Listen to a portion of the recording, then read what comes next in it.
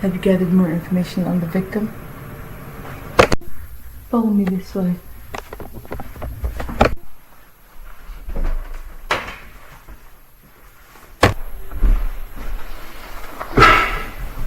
So, what do you have for me, Doc? After you came to me the other day and you told me that the victim's favorite food places were the Spaghetti Factory, the Roses, and Jack's, I performed a series of tests. A glucose test, a starch test, lipids test, and a proteins test. These tests can help me pinpoint exactly where the victim was before the time of death. How do you know that? What kind of test did you perform? I'll show you what I did.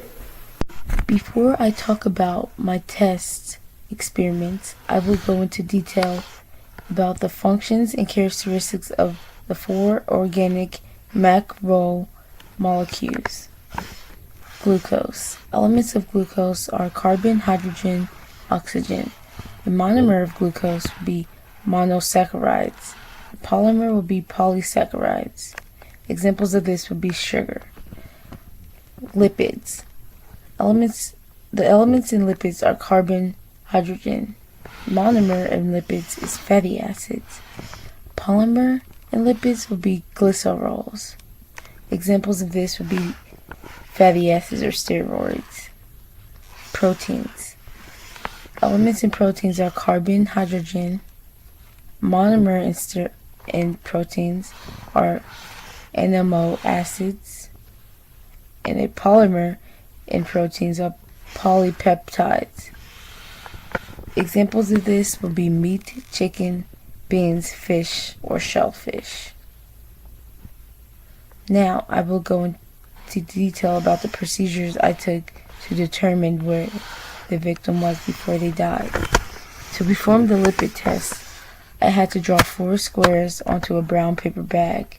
Then I used a cotton swab to put samples of the victim's stomach content on 2 blocks, and as a controlled variable, I put water on the other 2 squares. I wipe off the excess oil fat and let it sit for a few minutes to dry.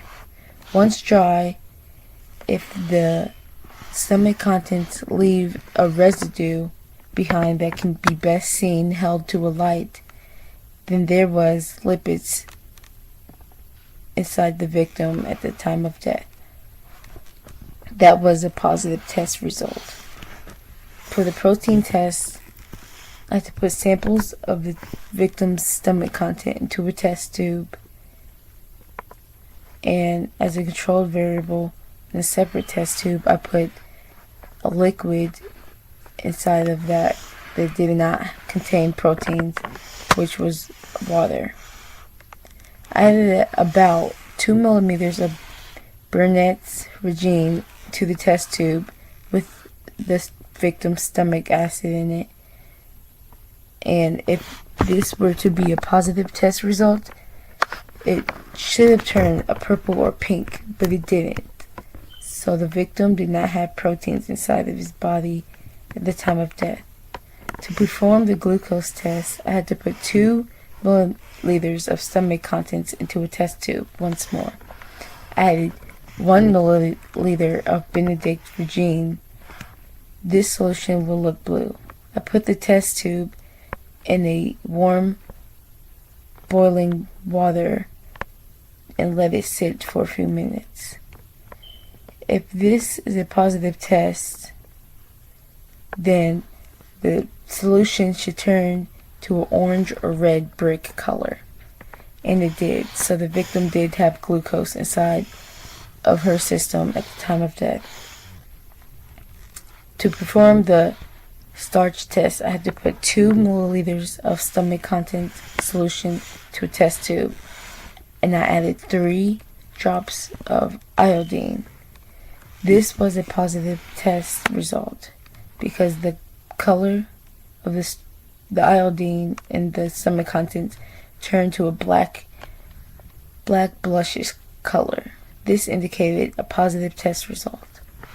With all this being said, the victim ate at La Rosa's and would have had a pizza with sausage, pepperoni, and bacon, or at Jack's, she would have had a blazing wings and celery. These 2 places are ruled out because they both contain protein. So, I come to the conclusion of the spaghetti factory where bread, olive oil, and pasta would have been the only thing the victim eaten. Looks like our victim was at the spaghetti factory. This all makes sense now. I know what the killer was. It was...